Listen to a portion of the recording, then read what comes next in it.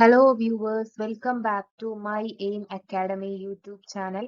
അപ്പൊ ഇന്ന് നമ്മൾ ഡിസ്കസ് ചെയ്യാൻ പോകുന്ന ടോപ്പിക് സ്വാതന്ത്ര്യാനന്തര ഇന്ത്യയുടെ രണ്ടാമത്തെ പാർട്ടാണ്. ഒന്നാമത്തെ പാർട്ട് നമ്മൾ മുന്നേ ഡിസ്കസ് ചെയ്തതാണ്. അപ്പോൾ ഇതുവരെ ആ ഒന്നാമത്തെ പാർട്ട് കാണാത്തവർ തീർച്ചയായും ആ പാർട്ട് കണ്ടിട്ട് വന്നതിന് ശേഷം ഈ വീഡിയോ കാണുക. അതിന്റെ ലിങ്ക് ഞാൻ ഡിസ്ക്രിപ്ഷനിൽ കൊടുക്കുന്നതാണ്. ആദ്യത്തെ പാർട്ടിൽ നമ്മൾ ഡിസ്കസ് ചെയ്തതെന്ന് വെച്ചാൽ ഇന്ത്യയുടെ രൂപീകരണവുമായി ബന്ധപ്പെട്ടതായിരുന്നു. അപ്പൊ ഇന്ത്യൻ കോൺസ്റ്റിറ്റ്യൂഷൻ അതിൽ വന്നിരുന്നു, ആ ടോപ്പിക്കിലായിരുന്നു. പിന്നെ ഭാഷാ അടിസ്ഥാനത്തിലുള്ള സംസ്ഥാന രൂപീകരണം എങ്ങനെയൊക്കെയാണെന്നും നമ്മൾ ആ വീഡിയോയിൽ പറഞ്ഞിട്ടുണ്ടായിരുന്നു. അപ്പൊ അതിന്റെ ബാക്കിയാണ് ഇന്ന് ഡിസ്കസ് ചെയ്യാൻ പോകുന്നത്. അതിൽ ഉൾപ്പെടുന്ന ടോപ്പിക്കുകൾ എന്തൊക്കെയാന്ന് വെച്ചാൽ ശാസ്ത്ര സാങ്കേതിക രംഗത്ത് ഇന്ത്യ കൈവരിച്ച നേട്ടങ്ങൾ, വിദ്യാഭ്യാസം, സംസ്കാരം തുടങ്ങിയ മേഖലകളിൽ നമുക്ക് ലഭിച്ച നേട്ടങ്ങൾ, അതുപോലെ വിദേശ നയം, പഞ്ചശീല തത്വങ്ങൾ എന്നിവയെല്ലാമാണ് ഇന്നത്തെ ടോപ്പിക്. അപ്പൊ വൈകിപ്പിക്കാതെ നമുക്ക് ടോപ്പിക്കിലേക്ക് കിടക്കാം. അതിനു മുന്നേ നിങ്ങൾ ഈ ചാനൽ ആദ്യമായിട്ട് കാണുന്നതെങ്കിൽ തീർച്ചയായും സബ്സ്ക്രൈബ് ചെയ്യുക. നിങ്ങളുടെ ഓരോ സബ്സ്ക്രിപ്ഷനും വിലപ്പെട്ടതാണ്. അപ്പോൾ നമുക്ക് ടോപ്പിക്കിലേക്ക് കിടക്കാം. യെസ്, അപ്പോ കഴിഞ്ഞ ക്ലാസ്സിൽ നിർത്തിയിട്ടുണ്ടായിരുന്ന ടോപ്പിക് എന്ന് വെച്ചാൽ സംസ്ഥാനങ്ങളുടെ രൂപീകരണത്തെ പറ്റിയിട്ടായിരുന്നു. പറഞ്ഞിട്ടുണ്ടായിരുന്നു ഓൾറെഡി. സംസ്ഥാന പുനഃസംഘടനാ കമ്മീഷൻ രൂപീകരിച്ചു, ഭാഷയുടെ അടിസ്ഥാനത്തിൽ സംസ്ഥാനങ്ങളെ രൂപീകരിക്കുന്നതായി. അതിനുശേഷം അതിൽ അധ്യക്ഷനായിട്ട് ആരായിരുന്നു? ഫസൽ അലി ആയിരുന്നു ഉണ്ടായിരുന്നത്. എൻ കുൻസ്രു, മലയാളിയായി എം പണിക്കർ എന്നിവരായിരുന്നു പിന്നെ മറ്റുള്ള അംഗങ്ങൾ. 1956 ഇന്ത്യൻ സംസ്ഥാന പുനഃസംഘടനാ നിയമം പാർലമെന്റ് പാസ്സാക്കിയത്. അപ്പൊ ഇത്രയും പോയിന്റ് വെച്ചിട്ടായിരുന്നു കഴിഞ്ഞ ക്ലാസ് നിർത്തിയിട്ടുണ്ടായിരുന്നത്. ഇനി അടുത്ത ടോപ്പിക്കിലേക്ക് കിടക്കാം. ഇത് പ്രകാരം 14 സംസ്ഥാനങ്ങളും 6 കേന്ദ്രഭരണ പ്രദേശങ്ങളുമാണ് നിലവിൽ വന്നത്. 1956 ശേഷം 14 സംസ്ഥാനങ്ങളും 6 കേന്ദ്രഭരണ പ്രദേശങ്ങളും ഭാഷാ അടിസ്ഥാനത്തിൽ നിലവിൽ വന്നു. അപ്പോൾ അതിന്റെ മാപ്പാണ് സൈഡിൽ കൊടുത്തിട്ടുള്ളത്. അപ്പൊ അതായിരുന്നു അന്നത്തെ 14 സംസ്ഥാനങ്ങളും 6 കേന്ദ്രഭരണ പ്രദേശങ്ങളും. പിന്നീട് ഇപ്പോൾ എത്ര സംസ്ഥാനങ്ങളായി? പിന്നെയും ഇവര് വിഭജിച്ച് കുറെ സംസ്ഥാനങ്ങളെല്ലാം പിന്നെയും ഡിവൈഡ് ചെയ്തു. അവസാനം തെലങ്കാന വരെ ഉണ്ടായി. അപ്പോ അങ്ങനെ അവസാനമായിട്ട് ഇപ്പോ നിലവിലുള്ളത് 28 സംസ്ഥാനങ്ങളും 8 കേന്ദ്ര ഭരണ പ്രദേശങ്ങളുമാണ്. സ്വാതന്ത്ര്യാനന്തരം ഇന്ത്യയുടെ സാമ്പത്തിക മേഖലയിലെ മുന്നേറ്റങ്ങൾ എന്തൊക്കെയാണെന്ന് നോക്കാം. സ്വാതന്ത്ര്യാനന്തരം ഇന്ത്യയുടെ സാമ്പത്തിക അടിത്തറ വളരെ പരിതാപകരമായിരുന്നു. ലോകത്ത് അന്ന് നിലനിന്നിരുന്ന മുതലാളിത്ത സമ്പദ് വ്യവസ്ഥയുടെയും സോഷ്യലിസ്റ്റ് സമ്പദ് വ്യവസ്ഥയുടെയും ഒരു മിശ്രമായിരുന്നു, ഒരു സമന്വയമായിരുന്നു നമ്മൾ പിന്തുടർന്നത്. അതായത് മിശ്ര സാമ്പത്തിക വ്യവസ്ഥ അല്ലെങ്കിൽ മിക്സഡ് എക്കോണമി എന്നുള്ളൊരു സിസ്റ്റം ആയിരുന്നു ഫോളോ ചെയ്തിട്ടുണ്ടായിരുന്നത്. ഇത് പൊതുമേഖലയ്ക്കാണ് പ്രാധാന്യം നൽകിയത്. പബ്ലിക് സെക്ടേഴ്സിനാണ് പ്രാധാന്യം നൽകിയിരുന്നത്. കേന്ദ്രീകൃത സാമ്പത്തിക ആസൂത്രണമായിരുന്നു, ഒരു സെൻട്രലൈസ്ഡ് സ്കീമായിരുന്നു ഉണ്ടായിരുന്നത്. സോവിയറ്റ് യൂണിയനിൽ നിന്നാണ് ഈ സാമ്പത്തിക ആസൂത്രണം എന്ന ആശയം, ഇന്ത്യയുടെ സാമ്പത്തിക ആസൂത്രണം എന്ന ആശയം ഇന്ത്യ കൈക്കൊണ്ടത്. 1950 ജവഹർലാൽ നെഹ്റുവിന്റെ അധ്യക്ഷതയിൽ ആസൂത്രണ കമ്മീഷൻ നിലവിൽ വന്നു. രാജ്യത്തിന്റെ സാമ്പത്തിക വളർച്ച ലക്ഷ്യമിട്ട് ആസൂത്രണ കമ്മീഷൻ നടപ്പിലാക്കിയ പദ്ധതികളാണ് പഞ്ചവത്സര പദ്ധതികൾ. 1951 തുടക്കം കുറിച്ച പഞ്ചവത്സര പദ്ധതികൾ വികസന പ്രക്രിയയിൽ വളരെയധികം മുന്നോട്ടു പോകാൻ ഇന്ത്യയെ സഹായിച്ചു. ഇന്ത്യയുടെ വിവിധ ഭാഗങ്ങളിൽ ഇരുമ്പുരുക്ക് വ്യവസായശാലകൾ ആരംഭിച്ചു. അവ എവിടെയൊക്കെയാണെന്ന് നോക്കാം. ഭിലായ് സോവിയറ്റ് യൂണിയന്റെ സഹായത്തോടെയാണ്. ബൊക്കോറോ സോവിയറ്റ് യൂണിയന്റെ സഹായത്തോടെയാണ്. റൂർക്കേല ജർമ്മനിയുടെ സഹായത്തോടെ. ദുർഗാപൂർ ബ്രിട്ടന്റെ സഹായത്തോടെ. ഇന്ത്യയുടെ സാമ്പത്തികമായ ആധുനികവൽക്കരണത്തിൽ വൻകിട അണക്കെട്ടുകൾ പ്രധാന പങ്കുവഹിച്ചു.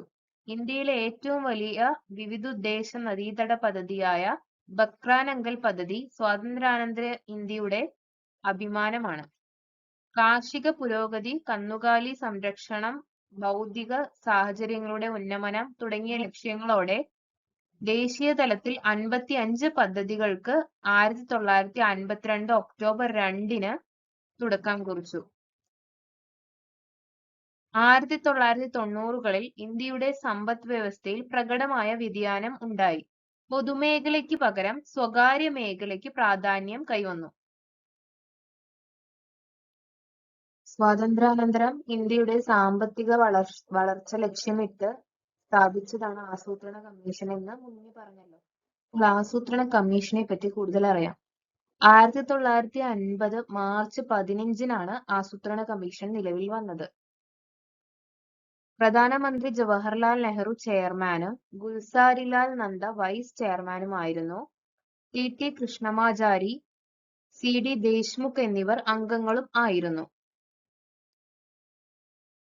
അപ്പൊ ഇതാണ് ആ പിക്ചറിൽ കാണിക്കുന്നതാണ് ആദ്യത്തെ മീറ്റിംഗ്. പിന്നീട് 2014 മുതൽ ആസൂത്രണ കമ്മീഷൻ നിർത്തി.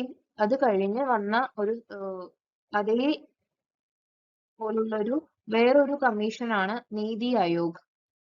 അങ്ങനെ ആ പുതിയ പേരിലേക്ക് ഈ ആസൂത്രണ കമ്മീഷൻ മാറുകയാണ് ഉണ്ടായിരുന്നത്. അപ്പൊ 1950 തുടങ്ങി 2014 വരെയായിരുന്നു ആസൂത്രണ കമ്മീഷന്റെ കാലയളവ്. അത് കഴിഞ്ഞ് നിലവിൽ വന്ന സ്ഥാപനമാണ് നീതി ആയോഗ്.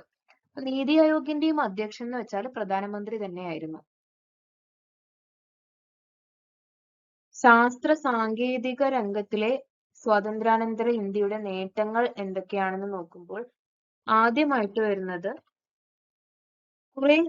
നിരവധി ഗവേഷണ സ്ഥാപനങ്ങൾ സ്ഥാപിച്ചു എന്നുള്ളതാണ്. ശാസ്ത്ര വ്യവസായിക ഗവേഷണ സമിതി CSIR, അതുപോലെ ഇന്ത്യൻ കാർഷിക ഗവേഷണ സമിതി ICAR, Indian council of agriculture research, Indian medical ഗവേഷണ സമിതി ICMR, Indian council of medical research, അങ്ങനെയുള്ള സ്ഥാപനങ്ങൾ സ്ഥാപിച്ചു.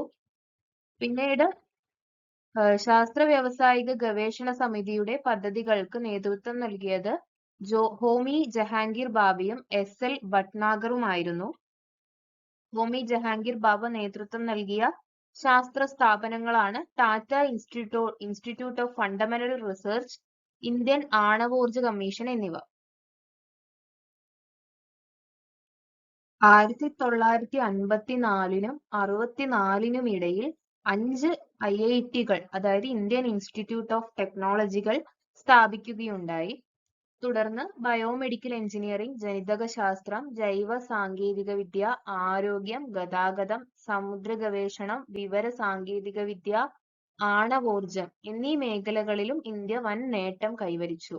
ആദ്യമായി സ്ഥാപിച്ച IIT ഖാരഗ്പൂർ ആണ് ചിത്രത്തിൽ തന്നിട്ടുള്ളത്. സ്വാതന്ത്ര്യാനന്തരം ബഹിരാകാശ ഗവേഷണ മേഖലയിൽ ഇന്ത്യ കൈവരിച്ച നേട്ടങ്ങളെ പറ്റി നോക്കാം. 1962-ൽ ജവഹർലാൽ നെഹ്റുവിന്റെയും ശാസ്ത്രജ്ഞനായ വിക്രം സാരാഭായിയുടെയും ശ്രമഫലമായി ഇന്ത്യൻ ദേശീയ ബഹിരാകാശ ഗവേഷണ സമിതി രൂപീകൃതമായി. ഇതിനെ തുടർന്ന് 1969-ൽ ഇന്ത്യൻ ബഹിരാകാശ ഗവേഷണ സംഘടനയുടെ രൂപീകരണത്തോടെ ഇന്ത്യൻ ബഹിരാകാശ ഗവേഷണത്തിന് നേതൃത്വം ഇതിന്റെ കീഴിലായി. ഇന്ത്യൻ ബഹിരാകാശ ഗവേഷണ സംഘടന ഏതാണ്? ISRO ആണ്. ISRO ആണ് 1969-ൽ രൂപീകൃതമായത്. തിരുവനന്തപുരത്ത് അടുത്തുള്ള തുമ്പയിലാണ് ഇന്ത്യയിലെ ആദ്യത്തെ റോക്കറ്റ് വിക്ഷേപണ കേന്ദ്രം ആരംഭിച്ചത്. അപ്പൊ കേരളത്തിലാണ്, തിരുവനന്തപുരത്തിന് അടുത്തുള്ള തുമ്പയിലാണ് ഇന്ത്യയിലെ ആദ്യത്തെ റോക്കറ്റ് വിക്ഷേപണ കേന്ദ്രം ആരംഭിച്ചത്. ഇന്ത്യൻ ബഹിരാകാശ ഗവേഷകരുടെ കൂട്ടായ പരിശ്രമ ഫലമായി 1975-ൽ ആര്യഭട്ട എന്ന ഉപഗ്രഹം വിജയകരമായി വിക്ഷേപിച്ചു. അപ്പൊ ആദ്യമായി വിജയകരമായി വിക്ഷേപിച്ച ഉപഗ്രഹം ഏതാണ്? ആര്യഭട്ട. ഉപഗ്രഹങ്ങൾക്ക് പുറമെ ബഹിരാകാശ വിക്ഷേപണ വാഹനങ്ങളും ഇന്ത്യ വികസിപ്പിച്ചെടുത്തു. ഉപഗ്രഹങ്ങൾ നിർമ്മിക്കാനും വിക്ഷേപിക്കാനും കഴിവുള്ള ഒരേ ഒരു വികസ്വര രാഷ്ട്രം അഥവാ ഡെവലപ്പിംഗ് കൺട്രി എന്ന ബഹുമതി ഇന്ത്യക്ക് ലഭിച്ചു. വികസിപ്പിച്ചെടുക്കാൻ നമുക്ക് ഏതാനും ഏജൻസികളുണ്ട് ഈ ഉപഗ്രഹങ്ങളെല്ലാം. അവ ഏതൊക്കെയാണ്? നാഷണൽ റിമോട്ട് സെൻസിംഗ് ഏജൻസിയും ഫിസിക്കൽ റിസർച്ച് ലബോറട്ടറിയും. മിസൈൽ സാങ്കേതിക വിദ്യയിലും ഇന്ത്യ പുരോഗതി കൈവരിച്ചു. അപ്പൊ ഇന്ത്യ വികസിപ്പിച്ച മിസൈലുകളാണ് അഗ്നിയും പൃഥ്വിയും. ഡോക്ടർ രാജ രാമണ്ണയും ഡോക്ടർ APJ അബ്ദുൽ കലാം ഇവർ ആണവ രംഗത്തെ പരീക്ഷണങ്ങൾക്ക് നേതൃത്വം നൽകി. ചന്ദ്രയാൻ, മംഗൾയാൻ ദൗത്യങ്ങളോടെ ഇന്ത്യ ബഹിരാകാശ പര്യവേഷണങ്ങളുടെ പുതുയുഗത്തിലേക്ക് പ്രവേശിച്ചു. ഇന്ത്യയുടെ ആദ്യത്തെ ചന്ദ്ര പരീക്ഷണ ദൗത്യമായ ചന്ദ്രയാന് 2008 ഒക്ടോബറിലാണ് തുടക്കം കുറിച്ചത്. 2008 ഒക്ടോബറിലാണ് ചന്ദ്രയാൻ പരീക്ഷണത്തിന് തുടക്കം കുറിച്ചത്. America, Russia, European space agency, China, Japan ഈ രാജ്യങ്ങൾക്ക് ശേഷം ചന്ദ്രന്റെ ഭ്രമണപഥത്തിൽ സ്വന്തം പേടകം എത്തിക്കുന്ന രാജ്യമായി ഇന്ത്യ മാറി. ഇന്ത്യൻ ബഹിരാകാശ വകുപ്പിന്റെ ചൊവ്വ ദൗത്യത്തിന്റെ പേരാണ് മംഗൾയാൻ. ഭൂമിയിൽ നിന്ന് ഏറ്റവും അകലെ എത്തിയ ഇന്ത്യൻ നിർമ്മിത പേടകം എന്ന ഖ്യാതിയുള്ളത് മംഗൾയാനാണ്. മംഗൾയാനാണ് ഏറ്റവും അകലെ എത്തിയ ഇന്ത്യൻ നിർമ്മിത പേടകം. അതായത് ഭൂമിയിൽ നിന്ന് ഏറ്റവും അകലെ എത്തിയ ഇന്ത്യൻ നിർമ്മിത പേടകം എന്ന ഖ്യാതിയുള്ളത്. അടുത്ത വിഷയം വിദ്യാഭ്യാസമാണ്. സ്വതന്ത്രാനന്തരം ഇന്ത്യയിലെ വിദ്യാഭ്യാസം എങ്ങനെയായിരുന്നു ഉണ്ടായിരുന്നത് എന്ന് നോക്കാം. ഇന്ത്യൻ വിദ്യാഭ്യാസത്തെ കുറിച്ച് പഠിക്കുന്നതിനും ശുപാർശകൾ സമർപ്പിക്കുന്നതിനുമായി ഗവൺമെന്റ് പല ഘട്ടങ്ങളിലായി വിവിധ കമ്മീഷനുകൾ നിയമിച്ചു. താഴെ തന്നിട്ടുള്ള പട്ടികയിൽ നിന്ന് അവയെക്കുറിച്ച് നമുക്ക് മനസ്സിലാക്കാം. കമ്മീഷനുകൾ, ലക്ഷ്യങ്ങൾ, ശുപാർശകൾ എന്തൊക്കെയാണെന്ന് നോക്കാം. ആദ്യമായി ഡോക്ടർ രാധാകൃഷ്ണൻ കമ്മീഷൻ 1948 സ്ഥാപിച്ചത്. ലക്ഷ്യം എന്ന് പറഞ്ഞതെന്ന് വെച്ചാൽ സർവകലാശാല വിദ്യാഭ്യാസത്തെ കുറിച്ചുള്ള പഠനമായിരുന്നു. ശുപാർശകൾ എന്തൊക്കെയാണ്? കമ്മീഷന്റെ ശുപാർശകൾ: തൊഴിലധിഷ്ഠിത വിദ്യാഭ്യാസ സ്ഥാപനങ്ങൾ തുടങ്ങുക, സ്ത്രീ വിദ്യാഭ്യാസത്തിന് പ്രാധാന്യം നൽകണം, യൂണിവേഴ്സിറ്റി ഗ്രാൻഡ് കമ്മീഷൻ UGC രൂപീകരിക്കണം. അടുത്തത് ഡോക്ടർ ലക്ഷ്മണസ്വാമി മുതലിയാർ കമ്മീഷൻ 1952 സ്ഥാപിതമായത്. സെക്കൻഡറി വിദ്യാഭ്യാസ മേഖലയെ കുറിച്ചുള്ള പഠനമായിരുന്നു ലക്ഷ്യം. ശുപാർശകൾ എന്തൊക്കെയായിരുന്നു? ത്രിഭാഷാ പദ്ധതി നടപ്പിലാക്കണം, സെക്കൻഡറി തലത്തിൽ വിദ്യാഭ്യാസ കമ്മീഷൻ രൂപീകരിക്കണം, വിവിധോദ്ദേശ സ്കൂളുകൾ സ്ഥാപിക്കണം, അധ്യാപക പരിശീലന സമിതി രൂപീകരിക്കണം. ഇവയൊക്കെയായിരുന്നു ശുപാർശകൾ. മൂന്നാമത് ഡോക്ടർ CS കോത്താരി കമ്മീഷൻ വളരെ പ്രധാനപ്പെട്ടതാണ്, മിക്ക പരീക്ഷകളിലും ചോദിക്കാറുള്ളതാണ്. 1964 രൂപീകരിക്കപ്പെട്ട കമ്മീഷനാണ്. വിദ്യാഭ്യാസത്തിന്റെ ദേശീയ മാതൃകയെ പറ്റിയുള്ള നിർദ്ദേശമായിരുന്നു കോത്താരി കമ്മീഷന്റെ ലക്ഷ്യം. 10 +2 +3 അങ്ങനെയുള്ള ഒരു മാതൃകയിലുള്ള ഒരു വിദ്യാഭ്യാസം നടപ്പിലാക്കണം എന്നായിരുന്നു ശുപാർശ. സെക്കൻഡറി തലത്തിൽ തൊഴിലധിഷ്ഠിത വിദ്യാഭ്യാസം നടപ്പിലാക്കണം, മൂല്യ വിദ്യാഭ്യാസത്തിന് ഊന്നൽ നൽകണം. ഇതൊക്കെയായിരുന്നു കോത്താരി കമ്മീഷന്റെ ശുപാർശകൾ. 1956 ദേശീയ വിദ്യാഭ്യാസ നയം രൂപീകരിച്ചു. പുതിയ സഹസ്രാബ്ദത്തിലേക്ക് ഇന്ത്യയെ നയിക്കുക എന്ന ലക്ഷ്യത്തോടെയാണ് ഇത് നടപ്പാക്കിയത്. 1986 ദേശീയ വിദ്യാഭ്യാസ നയത്തിന്റെ പ്രധാന നിർദ്ദേശങ്ങൾ താഴെ ചേർക്കുന്നു. അവ എന്തൊക്കെയാണ്? പ്രാഥമിക വിദ്യാഭ്യാസത്തിനും തുടർ വിദ്യാഭ്യാസത്തിനും പ്രാധാന്യം നൽകണം.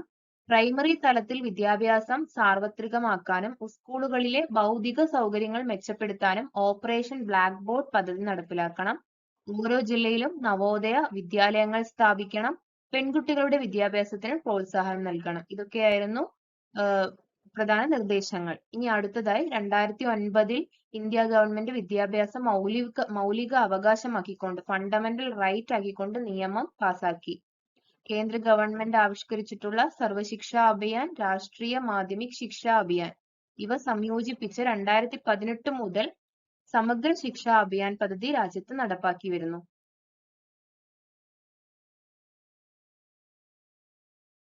വിദ്യാഭ്യാസത്തിലെ പുരോഗതിയെ പറ്റി പറയുമ്പോൾ ഒഴിച്ചുകൂടാനാവാത്ത ഒരു വ്യക്തിയാണ് മൗലാന അബ്ദുൽ കലാം ആസാദ്.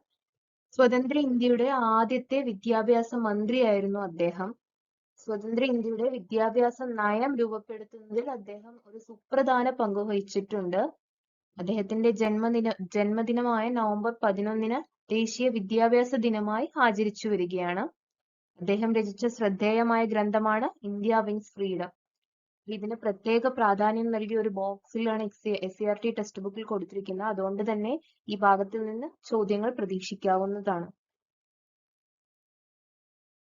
സ്വതന്ത്രാനന്തര ഇന്ത്യ സാംസ്കാരിക മേഖലയിലും വൻ പുരോഗതി നേടി. അവ എന്തൊക്കെയാണെന്ന് നോക്കാം. ഇന്ത്യക്ക് അകത്തും പുറത്തും ഇന്ത്യയുടെ സാംസ്കാരിക മുന്നേറ്റത്തിന്റെ പ്രോത്സാഹനം ലക്ഷ്യമാക്കി ധാരാളം സ്ഥാപനങ്ങൾ ആരംഭിച്ചു. ഇവ ഏതൊക്കെയാണെന്നും എന്തൊക്കെയാണ് പ്രവർത്തനങ്ങളെന്നും നോക്കാം. ആദ്യമായി Sangeetha Nataka academy, the national academy of dance, drama and music എന്നാണ് ഇത് മുൻപ് അറിയപ്പെട്ടിരുന്നത്. സംഗീതത്തിന്റെയും നാടകത്തിന്റെയും പ്രോത്സാഹനമാണ് ലക്ഷ്യം. ആസ്ഥാനം ന്യൂഡൽഹിയാണ്. Capital Lalithakala academy.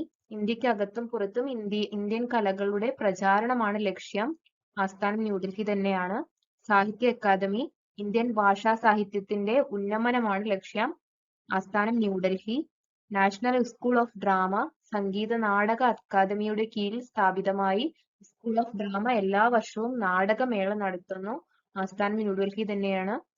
National book trust of India കുറഞ്ഞ ചെലവിൽ പുസ്തകങ്ങൾ പ്രസിദ്ധീകരിക്കുക, വായന വളർത്തുക, ഇന്ത്യൻ പുസ്തകങ്ങൾ സ്വദേശത്തും വിദേശത്തും പ്രോത്സാഹിപ്പിക്കുക എന്ന ലക്ഷ്യമാണ് പ്രവർത്തനങ്ങളിൽ ഉൾപ്പെടുത്തുന്നത്.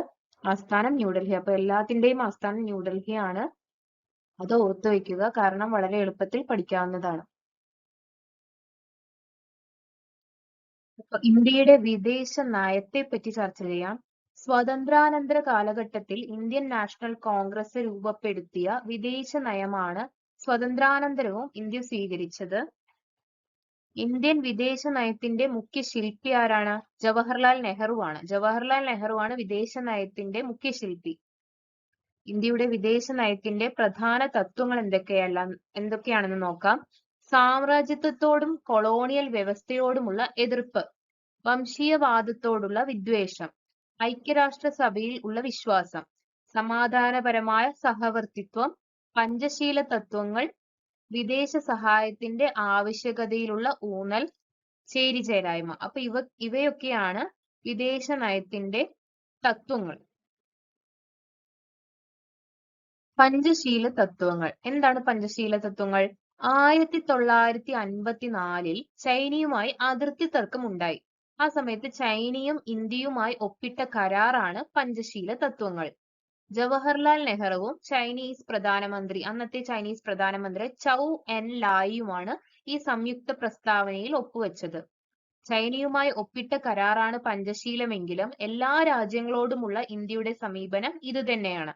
അവ എന്തൊക്കെയാണ്? രാജ്യത്തിന്റെ അതിർത്തിയും പരമാധികാരവും പരസ്പരം അംഗീകരിക്കുക, പരസ്പരം ആക്രമിക്കാതിരിക്കുക, ആഭ്യന്തര കാര്യങ്ങളിൽ പരസ്പരം ഇടപെടാതിരിക്കുക, സമത്വവും പരസ്പര സഹായവും പുലർത്തുക, സമാധാനപരമായ സഹവർത്തിത്വം പാലിക്കുക. അപ്പൊ ഇവയൊക്കെയാണ് പഞ്ചശീല തത്വങ്ങൾ. ഇന്നത്തെ ക്ലാസ് ഇഷ്ടമായെങ്കിൽ എല്ലാവരും വീഡിയോ ലൈക്ക് ചെയ്യുക, സബ്സ്ക്രൈബ് ചെയ്യുക, നിങ്ങളുടെ അഭിപ്രായങ്ങളും നിർദ്ദേശങ്ങളും എല്ലാം കമന്റ് രൂപത്തിൽ രേഖപ്പെടുത്തുക. നന്ദി.